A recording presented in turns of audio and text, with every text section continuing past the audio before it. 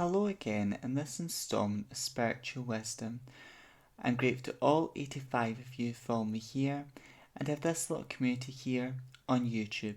And I hope these videos are inspiring you, helping you in your spiritual path and your life's journey as well.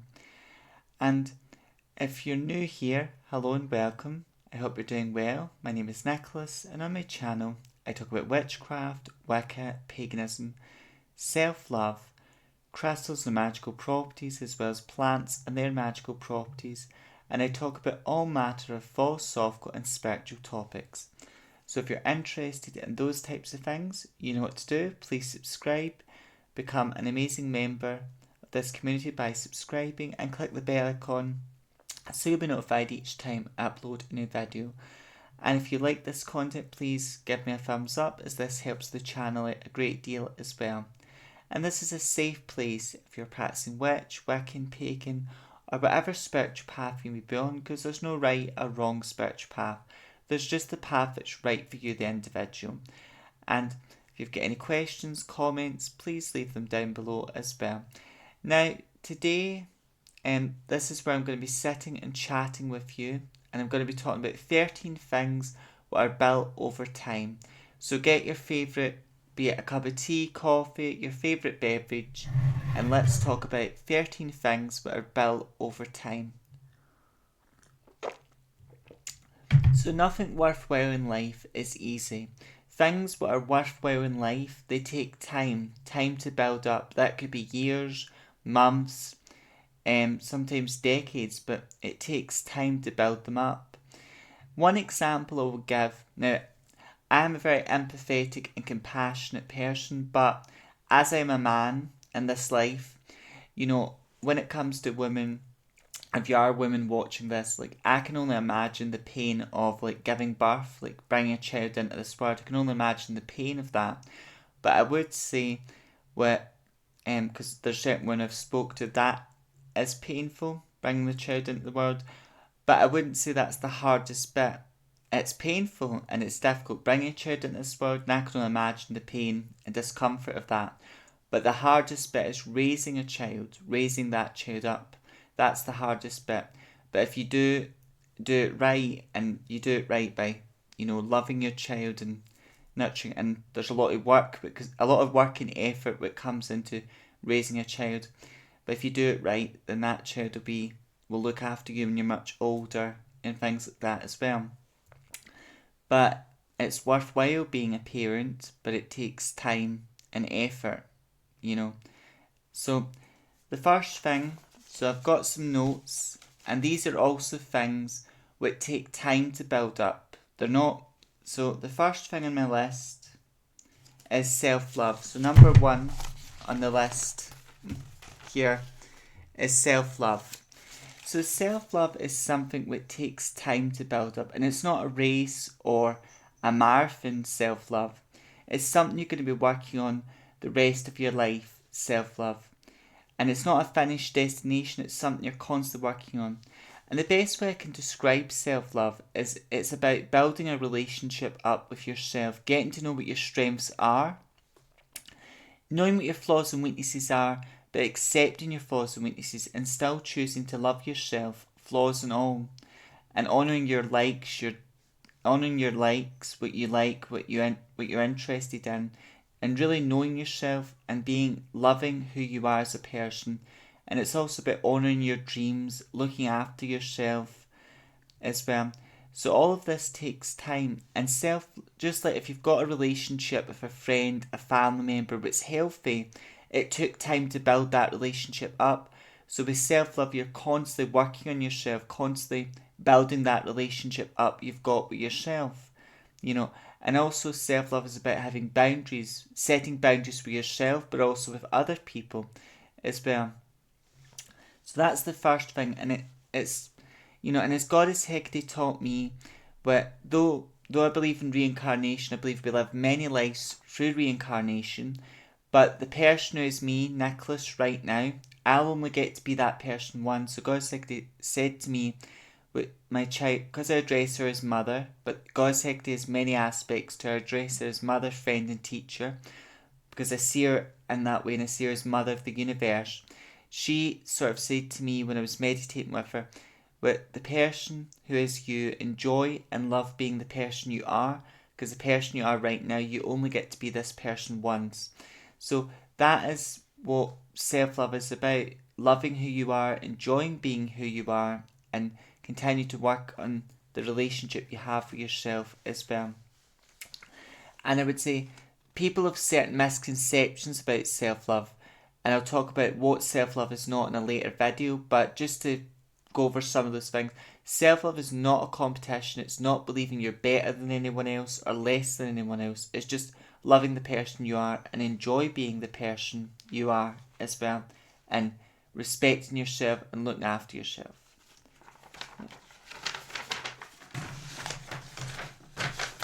The second thing which takes time to build up in this life is good health. Now, I think being healthy in today's world is very difficult because there's so much information out there, and there's also a lot of misconceptions about health as well.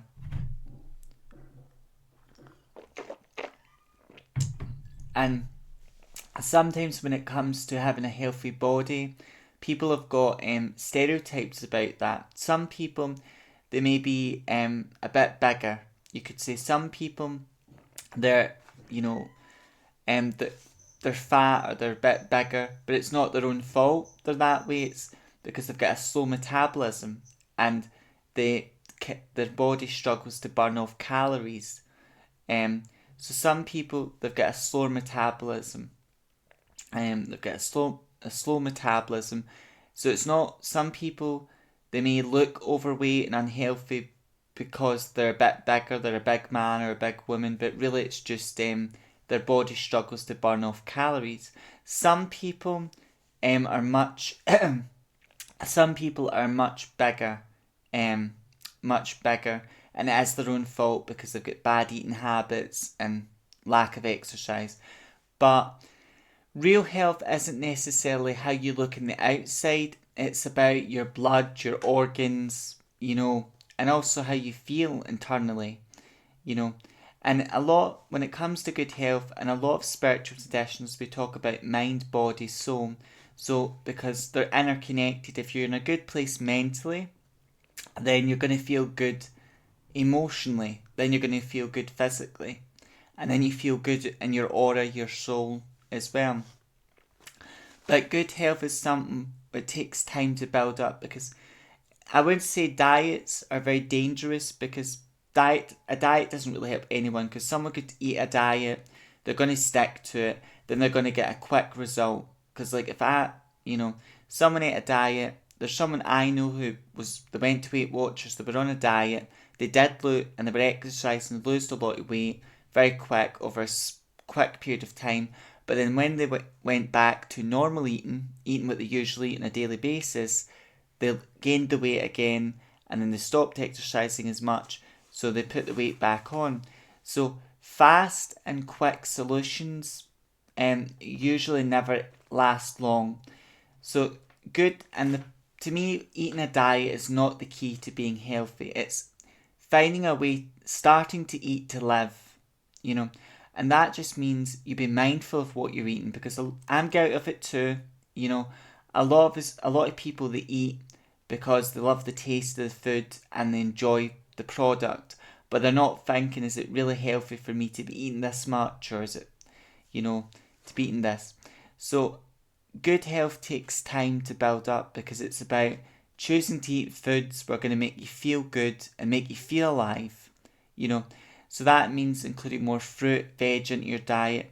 And of course, I do believe things like protein and all that, you should include that, but it's having that balance. And then making exercise a part of your everyday life. Now, that could be swimming twice a week, 3 times a week. That could be doing yoga. That could be walking in nature. It could be dancing to your favourite tunes. But I always say, when it comes to exercise, it's just a fancy word that describes moving the body. And that's what it's about, because when you move the body, that gets your chakras moving, it benefits your aura, and it helps you. But it takes time. It's hard to be healthy, and it takes time and effort and self-discipline to build up good health in your life. It does.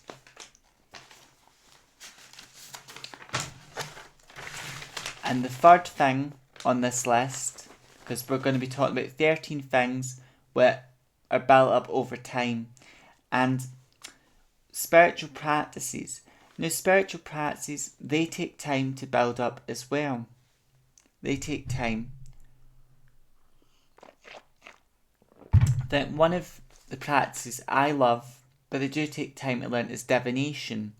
Now, there are many forms of divination, and I would say divination, in its most simple form, it's using a method or technique to read energy, to get answers, and to see the future, and to contact spirit as well.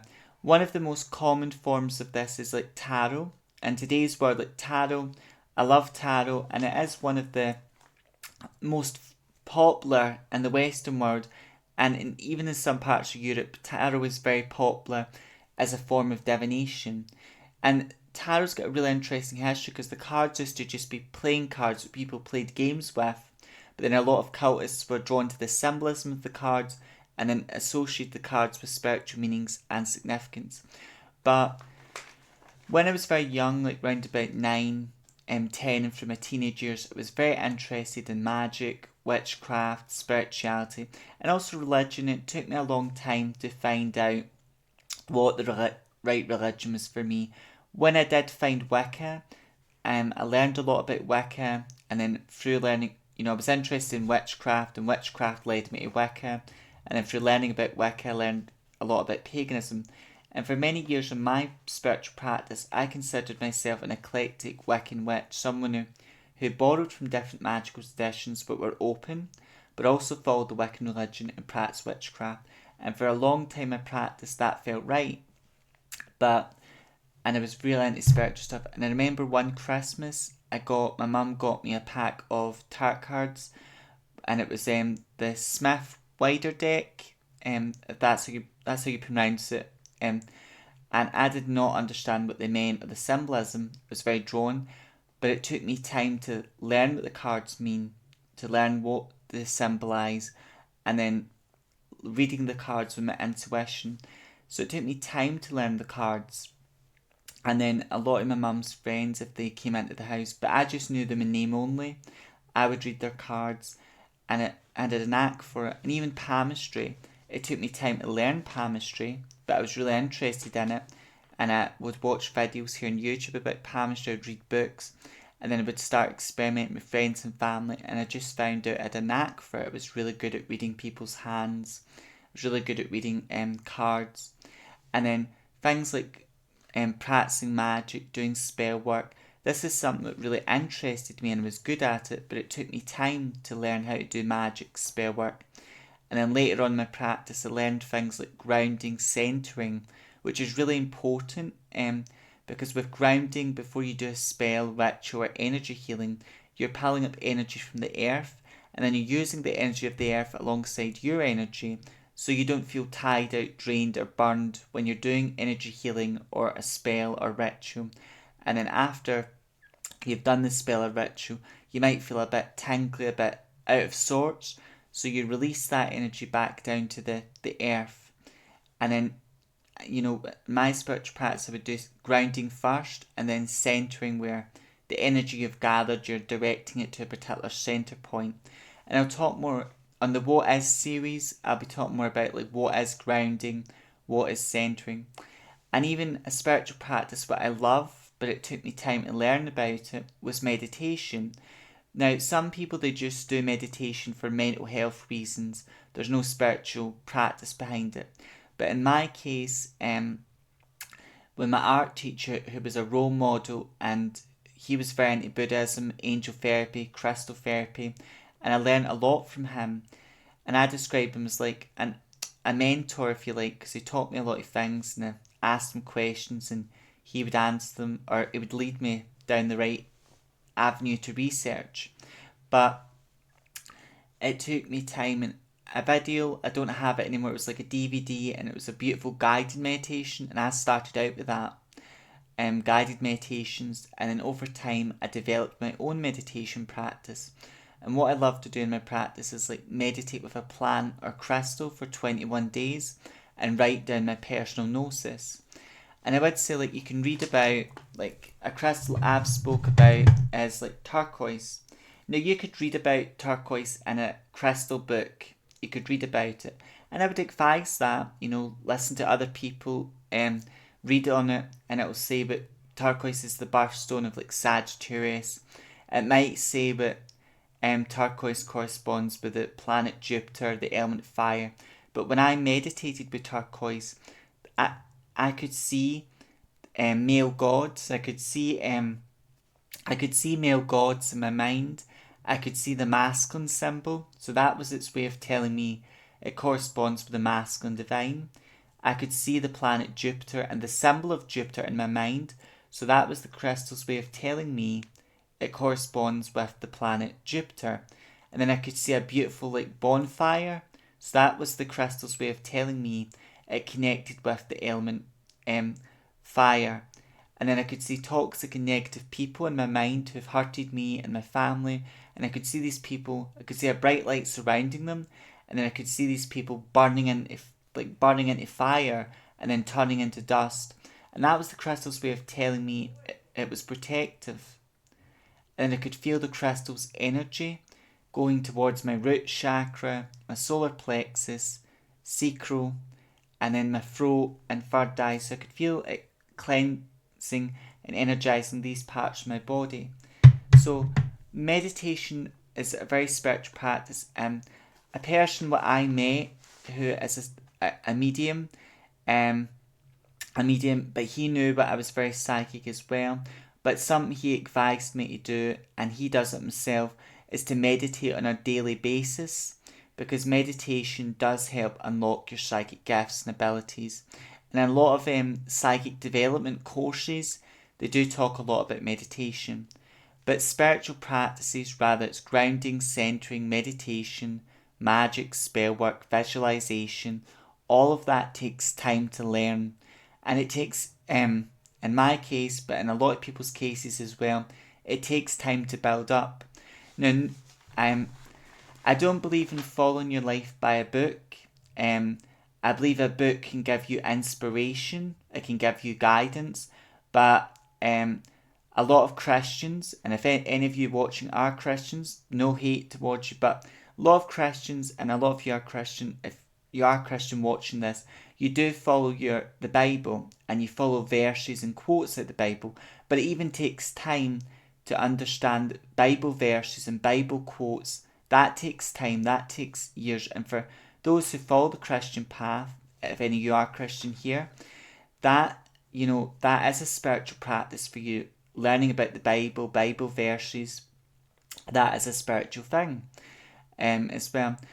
For me, as an eclectic pagan witch, I do not follow the Bible, but I would say that sometimes there's verses in the Bible that I think I would agree with, or I would say there's seeds of truth in that lesson or that story. There's seeds of truth in it as well. But any spiritual practice, it takes time, and it can take years to build up as well. And the fourth thing on our list is becoming wise. Now, to me, we're all wise in the sense we've all got intuition. And usually when we listen to our intuition, and intuition is something we're born with, but usually when we listen to our intuition, that helps us becoming wise. But becoming wise, that takes time as well. Now, a lot of people are older than us, like people are older in society. We might say that person's wise. Now, I know from personal experience, and I'm sure a lot of you watching know from personal experience, there are some people who are older than us, but they're not wise. They're not wise. It depends on the person, because some people are stature people. So sometimes someone could be old, but when they were young, they didn't learn from their mistakes.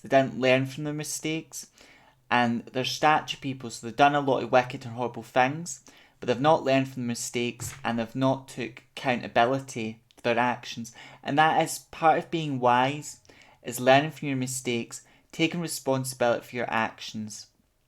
That's a big part of being wise. And also, I would say a wise way to live, and a lot of wise people do this, or even I'm very interested in Stoicism, but a lot of Stoics would think before they act, because every action has got a reaction, and you've got to think, because sometimes, like if you go to the gym, you're eating healthily, then there's going to be a positive outcome. The positive outcome is you're taking a positive action, so there's going to be a positive outcome. You feel good mentally, you feel you may be sleeping better, you feel you've got more energy. Whereas if you were abusing your body, like of course you can go the wrong way, and a lot of people do go the wrong way before they learn the right way. Like you could be taking, because there's clients I've done readings for, and in their past they had a lot of addiction problems because there's a deep emptiness in them, and they tried to fill that emptiness with alcohol. In some cases just alcohol. Sometimes it would be drugs, a mixture of drugs and alcohol, or some people it's food. But they tried to fill that emptiness with some type of addiction or substance, which is not the answer, and it just made them feel more tired, more exhausted. It'd be good at the time. Them taking that substance. It'd be good at the time, but then they'd feel more tired, disgusted with themselves, and then it's just a vicious cycle to repeat. But becoming wise is learning that, thinking before you act, understanding every action has got a reaction, and becoming, I would say, walking your spiritual path, learning from your spiritual practices path, and also practicing what you preach. All of that if you practice what you preach, then that makes you have integrity as well. But becoming wise, it's not an easy road, becoming wise. And sometimes a lot of wise people are found alone. They are alone, because wise people are deep thinkers. And a lot of people, they don't want to think deep. A lot of people, people don't want to be the odd one out. A lot of people want to fit in with a group. Or a lot of people want to be sheep, or they are sheep, essentially.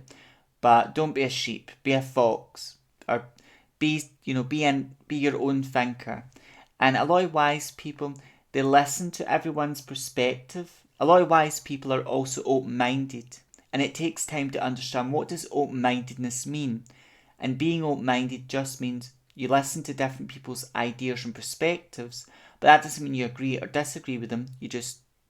You be open to different ideas, different ways of thinking, and then you process what these people are saying, and you go, right, I respect that individual beliefs, but what they think, that perspective does not resonate with me.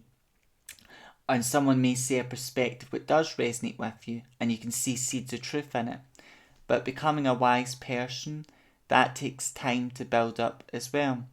And there are many keys to becoming a wise person, and one of them is thinking before you act, or thinking of the cost of your actions as well.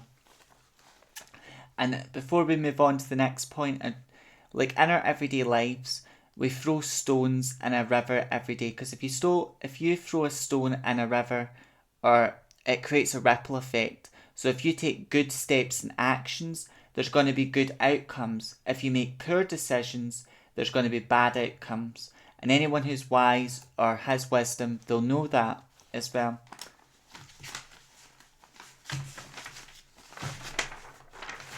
And number 5 on our list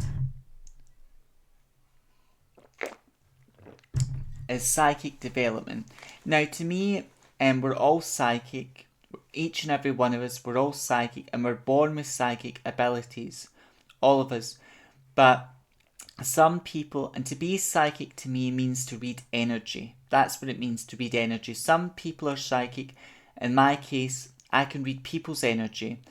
I can read people's energy, but I can also read other energies, but mainly I'm good at reading people's energy. And many people who do fortune telling, which the type of readings I do would come under that umbrella. And many people that do fortune tellings are really good at reading a person's energy as well. And I would say psychically, there's a line, like in ancient Greek culture you had the Muses, which ruled over someone's past, present and future, but they also ruled over someone's life, what was going to happen in their life, and how their how their life was going to end. But when it comes to past, present and future, I would say there's a psychic and energetic cord that connects these three things together.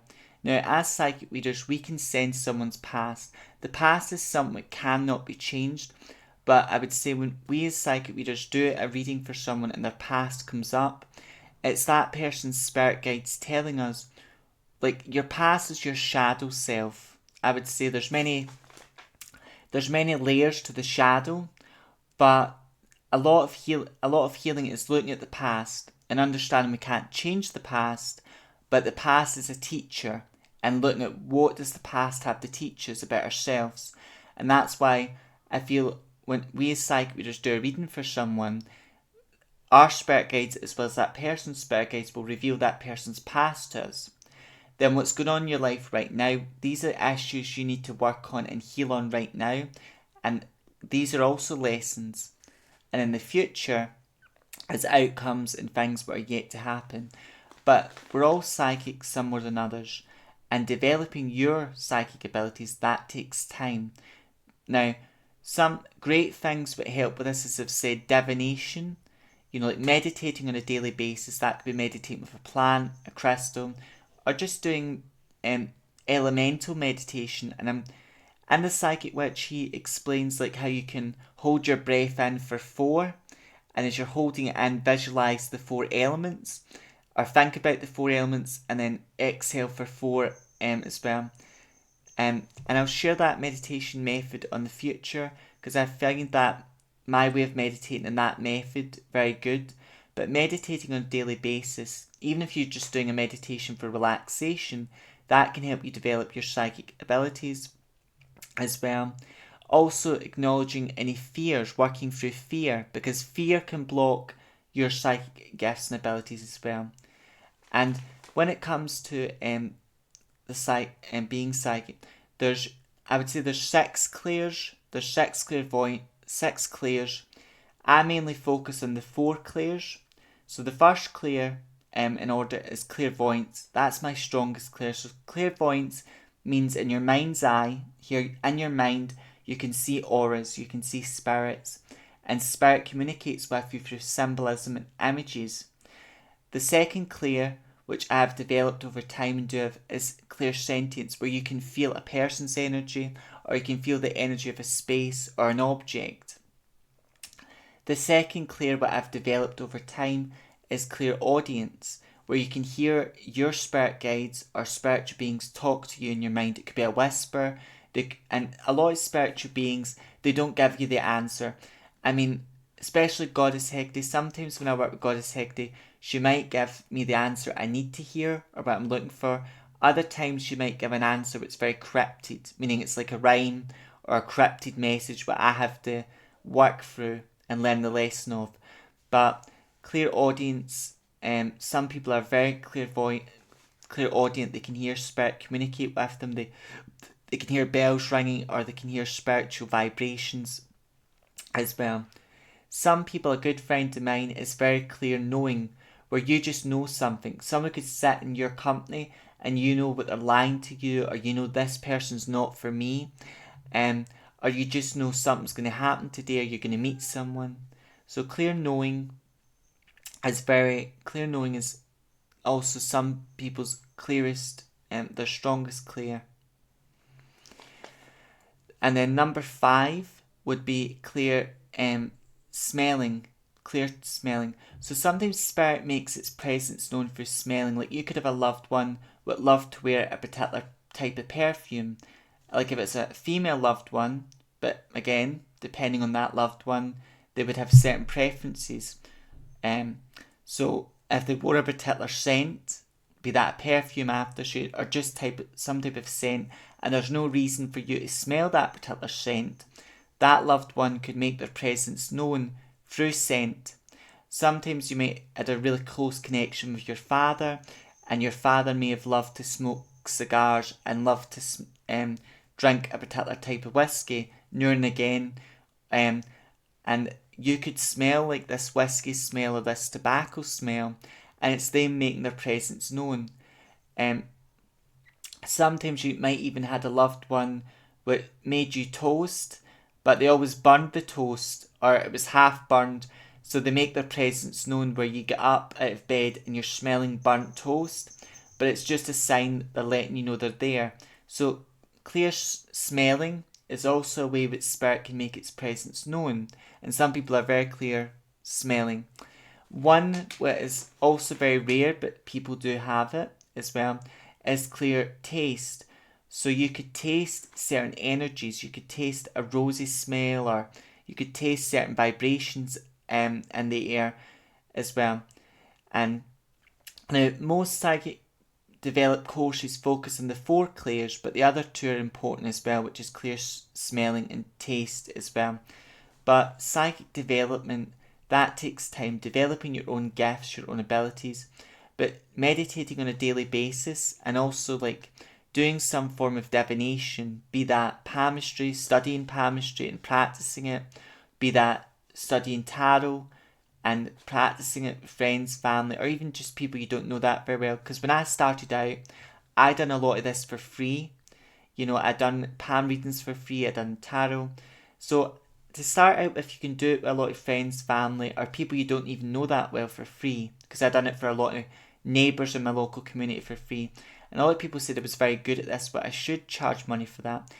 And then I felt a bit icky about that, because a lot of people, and I think a lot of us are spiritual or walking a spiritual path. There's that paradigm where if you're spiritual, you're not meant to make money from what you're doing, or you shouldn't want to have money. So that was a shadow I had to work through, and Goddess Hecate helped me work through that shadow, and she said, but you should make money from what you're doing, and you should charge for what you're doing. She didn't say yes or no, she said you should charge for what you're doing, because if you don't charge for what you're doing, then people are not going to see the worth in what you're doing, and then psychologically you're not going to see what you're doing has worth or value.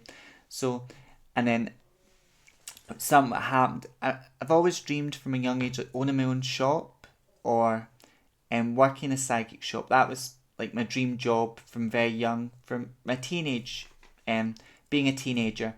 But I saw this beautician box. It was called the Beauty Box. I was drawn to it, and the woman who worked there, she also sold spiritual things, which was Frances. She also sold spiritual things, and over time we got to know each other, and she let me work in her shop, and I done psychic readings. It was part-time I worked there, but like I done psychic readings in her shop, and I'd done energy healing as well in her shop for people, and a lot of people enjoyed it and felt what they were paying for was worth their money, and it helped them heal, grow.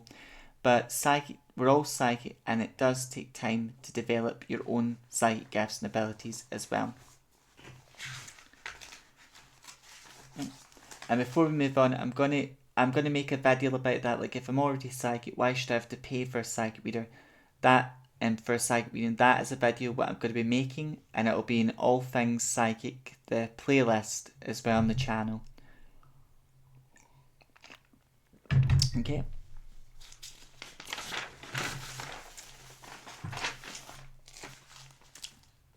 And number 6 on this list, so we've got number 6, is learning to trust your intuition.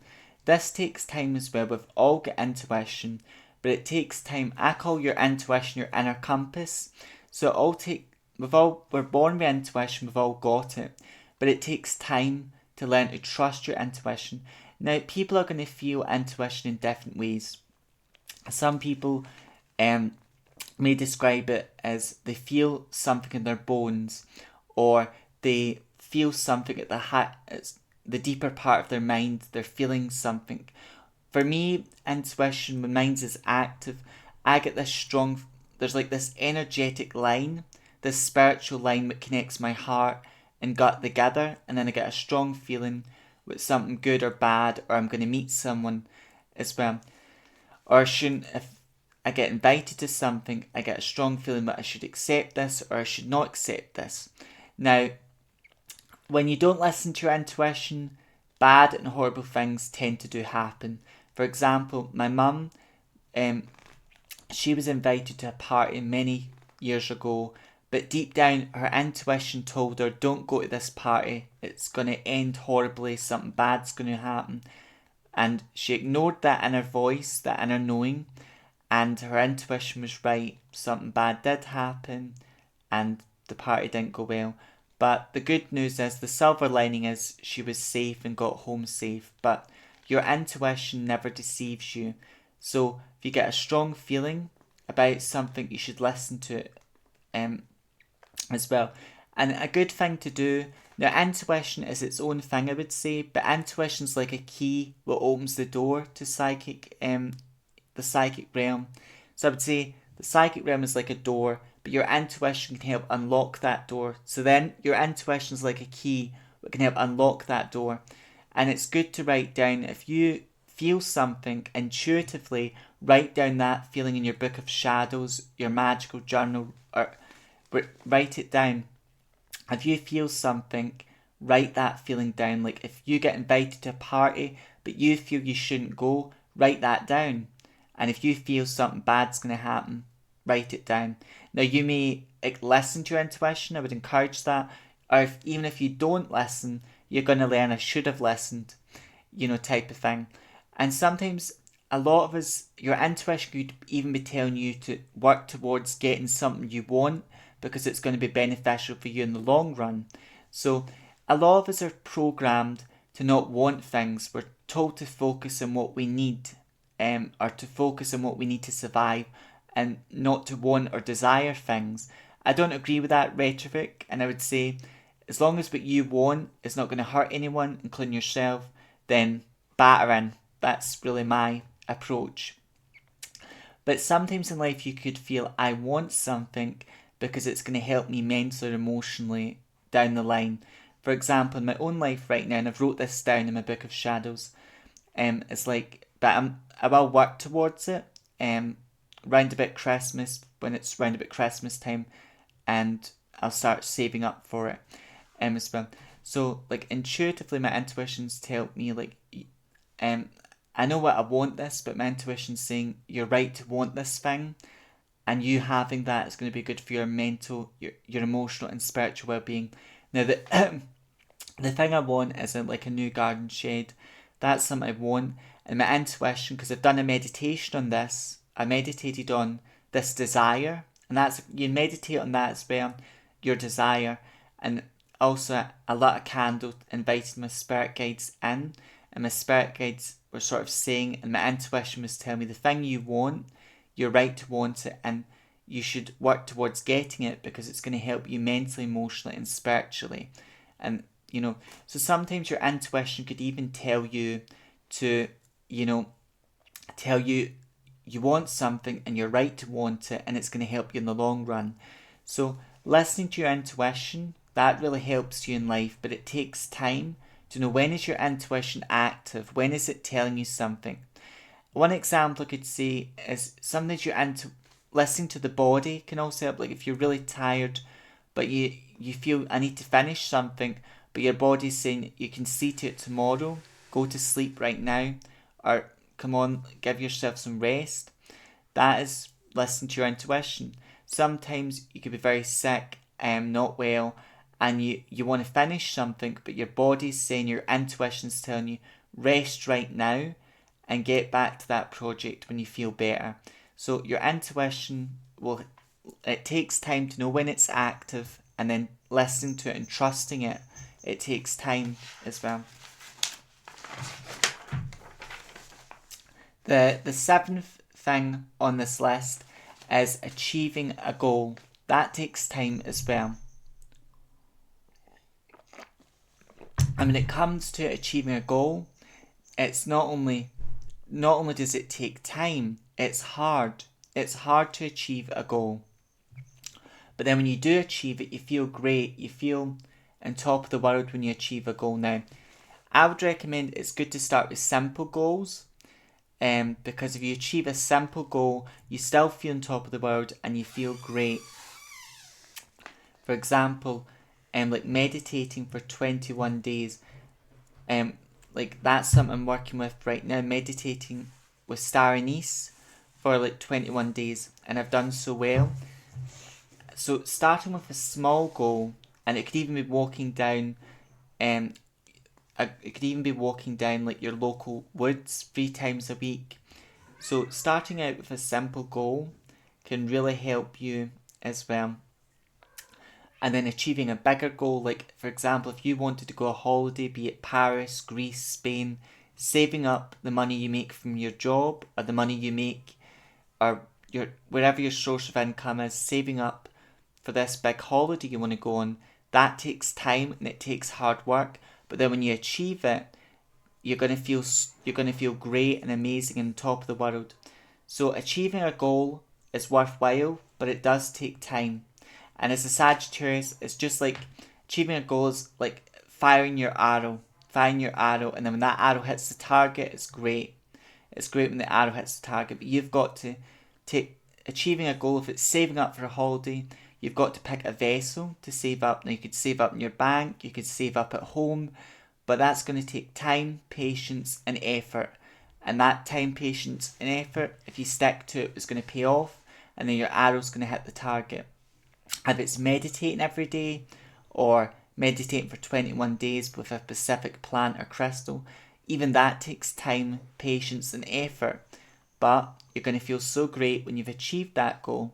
So I would recommend starting with small goals, and then you can work towards bigger ones. And even writing down what your goal is can really help you stick to it as well.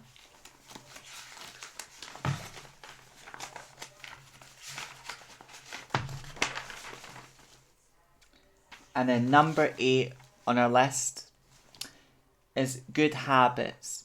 So it takes time in your life to create good habits, and good habits outweigh bad habits, but it takes time. Now, just as I've said, meditation can be a very spiritual practice, but that can be a good habit. Things like, a lot of us, sometimes I'm guilty of it. I do brush my teeth, but sometimes I get a bit lazy and might not brush them like tonight I don't feel like it, and I'll just go to bed and not do it, and I'll see to it tomorrow night type of thing. And I do see it to it the next day. But I would say it takes time to create good habits, whether that's exercising, eating a healthy way, getting into a good skin routine or brushing your teeth. All of this takes time, patience, and effort. But it is worthwhile, because you brush your teeth on a daily basis like you're supposed to do, your teeth will thank you. And same with eating a good, well-balanced diet, your body will thank you.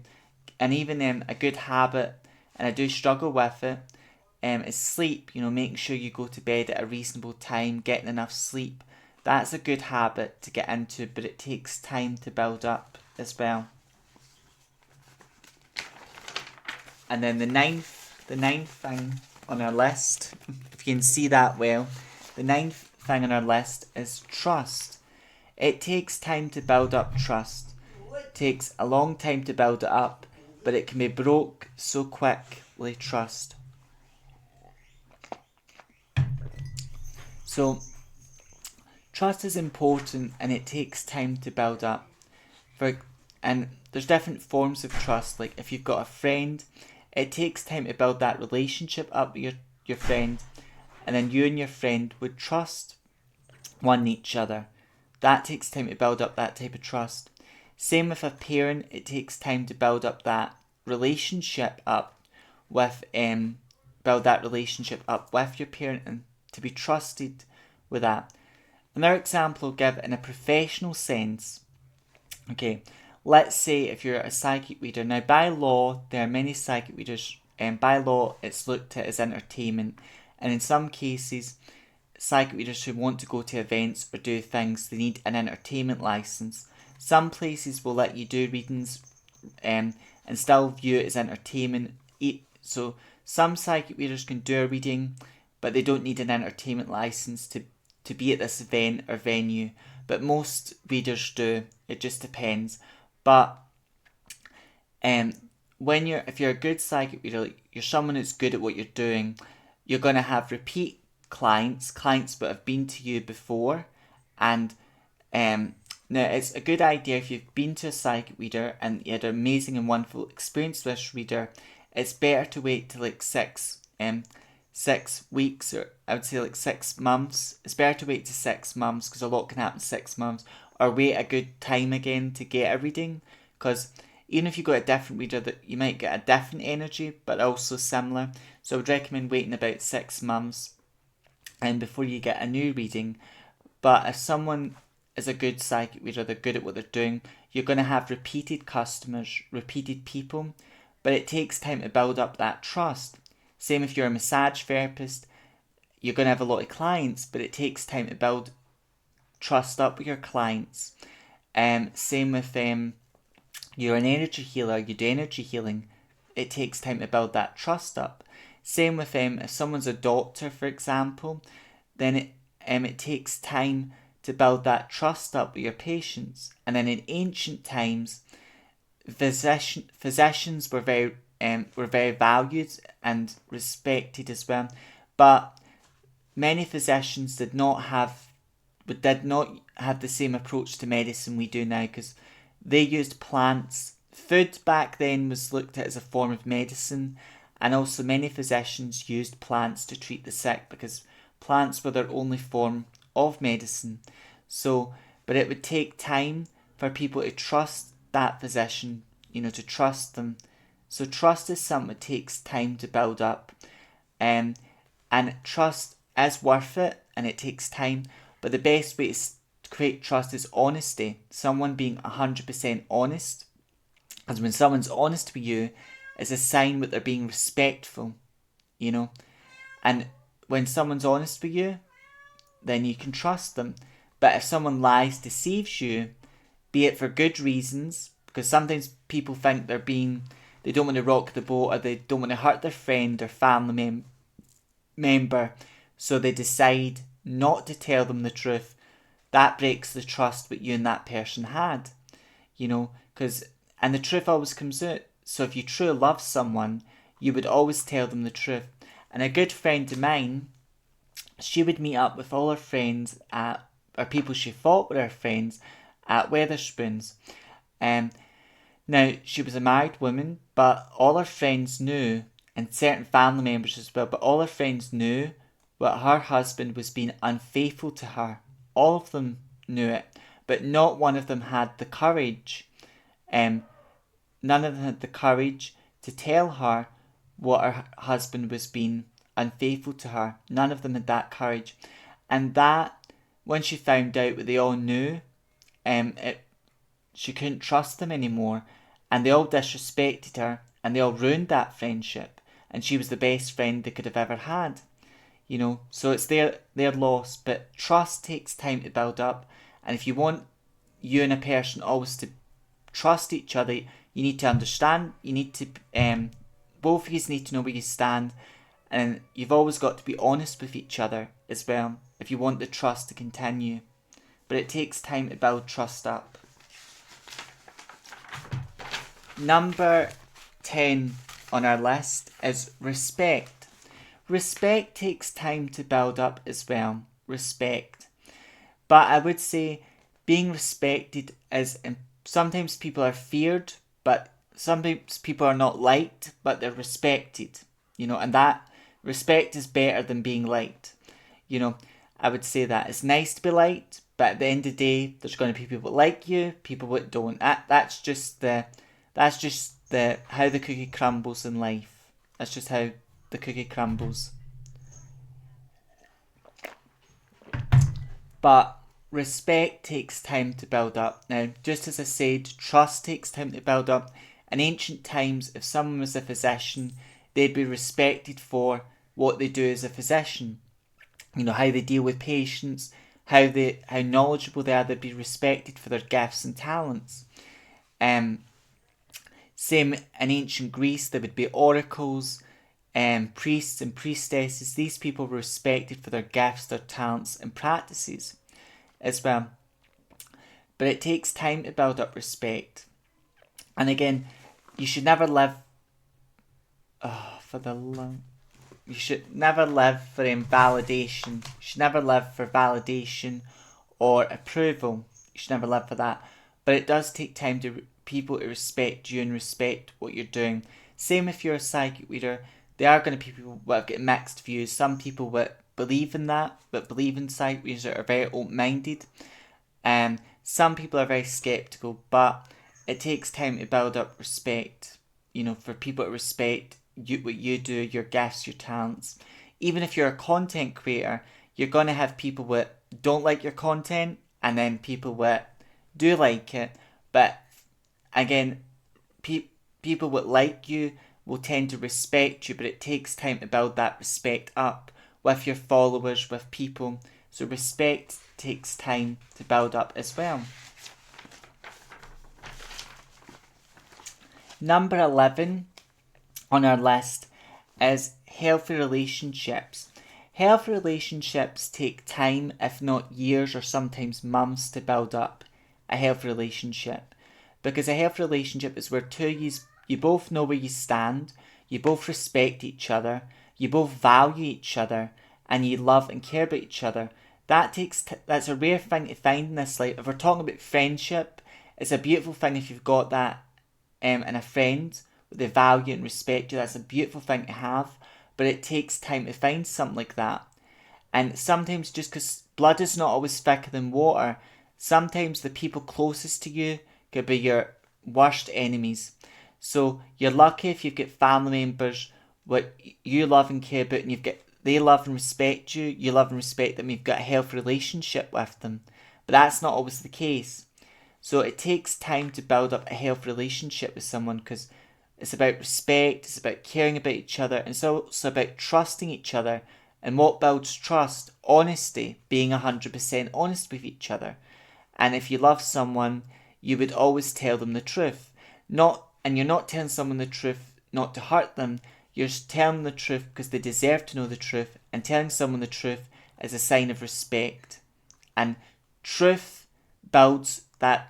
Being honest with someone is a sign of respect and builds that relationship stronger. But it takes time to build up as well. Now, one example I give, my Auntie Tina, who I loved very much, but she's passed on now to the spirit world. My mum and Auntie Tina, because they were both sisters, were very close.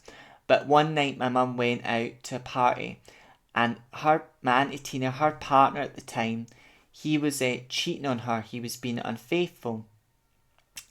And he was being unfaithful with a particular woman. Now, my mum knew about this. He begged my mum to be quiet. And this woman who was cheating on was gone with my Auntie Tina's partner. He begged her to be quiet, and so did this woman. And my Auntie Tina, because she was living with us at the time, she eventually did get her own house with her kids, but she was living with us at the time, and she was in a deep sleep, and she thought our relationship was good, that things were quite good between her and her partner, but she was living in ignorance. And then my mum woke my Auntie Tina up and told her that her partner was being unfaithful. And of course, my Auntie Tina was upset, heartbroken, but she was so grateful that my mum told her that. And that built my mum and my Auntie Tina's relationship stronger, because when someone is honest with you, and she told my Auntie Tina this because she thought my Auntie Tina had the right to know, and because she loved her, and when you love someone, you would never hide things from them or lie to them, because that's disrespect. But building a healthy relationship up with someone, it takes time, and it is hard work, but nothing worthwhile in life is easy. Number 12 on this list is becoming a successful content creator. Now, becoming a successful content creator does take time. It can take years. It can take months. I would say it more takes years being a successful content creator. It will take months and years being a successful content creator, because you've got to keep showing up for your fans, your followers, and that's all and good. It's important though, if you're going to start as a content creator, what you love to make content, what you love and enjoy what you're doing. That's important, Because if you love and enjoy what you're doing, you're going to be successful at it anyway. If you love and enjoy what you're doing. And then, yes, I would say it's okay to take, if you feel you need a break from making content, then you should take that break. But a big part of being a successful content creator is, showing up a lot, and being consistent with what you're doing, and that takes time, energy, and work, and it's not easy being a successful content creator, but it is worthwhile. It's worth it if you love and enjoy what you're doing, and it takes time and hard work as well. And number 13, which is our last point today, is self-confidence. Okay. Now, self-confidence does tie in with self-love, but in its sense, I give it its own category as well, because self-confidence takes time to build up as well, and it's not easy. Believing in yourself, believing in what you're doing, all of that takes time. Now, I was not always a confident person. I was not always confident, and I used to be a sheep trying to blend in that with people that weren't really sort of my people. But, I was really interested, deep down I was really interested, like witchcraft, spirituality, religion. And my art teacher was like a godsend in a sense, because he was a role model, and it was a healthy role model that I had as a teenager. And I learnt a lot from him, because he was interested in Buddhism, crystals, and he even had a positive wall in his room that I loved. And sometimes I would sit at the positive wall and meditate at it. And he taught me a lot about meditation, and we had beautiful discussions, and we were like-minded in the sense we both had spiritual interests as well, and I learnt a lot from him, and he was a godsend, because of course most children, are not interested in religion, spiritual things, and all that. Most children are not interested in those types of things. Me though, I was very interested. And it makes you a very rare child and a rare person. Everyone is rare though. I just want to point out everyone is rare, unique, and irreplaceable. But when you're a child, you tend to be, you want to play with your friends and play video games. And there's certain things as a child what most kids want to do. But I would say a lot of people are very spiritual from a young age. They're very rare children, very rare as well. And I was rare in their own unique way. But being confident took time, and just as I said, like I studied palmistry because I was interested in it. I studied tarot, even tea leaf reading. I studied that, and many other spiritual practices I studied over time. And I just found I was really good at doing palm readings, really good at tarot, and a lot of people I do readings for. I didn't know these people from Adam. I just knew them as a neighbour, or I knew they were a friend of my mum's, but my mum just knew their name and knew bits and pieces about them, but my mum didn't know their life story. And once I read their hand, I was able to tell them things that only they knew. Things that only they knew, and even things that only they knew, and I read their cards and told them things about their life they only knew. Like one of my mum's friends, she worked in the shop, she had her own house, and sometimes she would come up and sit with my mum at the weekend, and they would have a few drinks together. But my mum did not know that she had a brother. She did not know that this woman had a brother. She never told my mum she had a brother. But when I read her hand, I got a vision. I could see her brother, and I could see that he unalived himself. He sort of ended his own life. I could see that.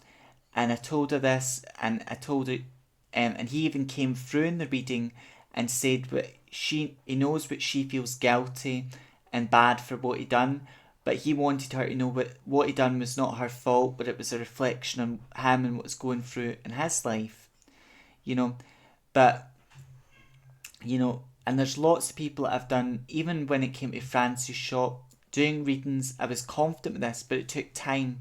And when I first done it, readings, it was all for free, and I just loved and enjoyed doing readings for people, and I still do love and enjoy doing readings for people. And it is something I would say don't want to toot my own horn, but it is something I would say I'm still very good at, doing readings for people. And though I use methods like palmistry, tarot, sometimes tea leaf readings if people want a tea leaf reading, and energy healing is its own thing, and I do that. But when it comes to divination, it's just something I love and something I'm very good at. And also sometimes I'll meet people from people I don't really know that well, and then I don't know them that well, but as I look at them, I can see their aura, their spirit guides, and I can see things and feel energy of them as well. But becoming confident, be that being a confident tarot card reader, a confident psychic reader, a confident person, all of that is hard, and all of that takes time, right? So this is probably one of the longest videos I've made, but I'm grateful to all of you who've watched this video, and all of you who follow me here, and if you've stuck to the end, I'm grateful to those of you who've watched it all the way through and stuck to the end. But my message, and with any video I do, the most important thing is the message. And the message here is, nothing in life worthwhile is easy and quick. Things that are worthwhile in life take hard work, and they take time. So these are 13 things that take time to build up. There are many other things in life that take time to build up, but they're not easy as well. And with the thumbnail with this video, I've got a beautiful tree. And if you think about it, a tree starts out so small, like a little seed. If it's an oak tree, it starts out as like an acorn, and then it grows over 5 years it'll grow, and then over a period of time it continues to grow and expand. But that trees tend to be very hard, that energy will be very hard, very grounding. But nothing worthwhile in life is easy, and anything worthwhile in life takes time. Nothing in life is easier, or nothing worthwhile in life is easy or quick as well. And that's really my message here in this video. So as always, I hope this video helped you, inspired you, and helped you in your spiritual journey and life's journey as well. Until next time, stay safe, look after yourself, walk your spiritual path with pride, have a wonderful and amazing day. May blessings be upon you on this day, or whenever you see this video. Blessed be.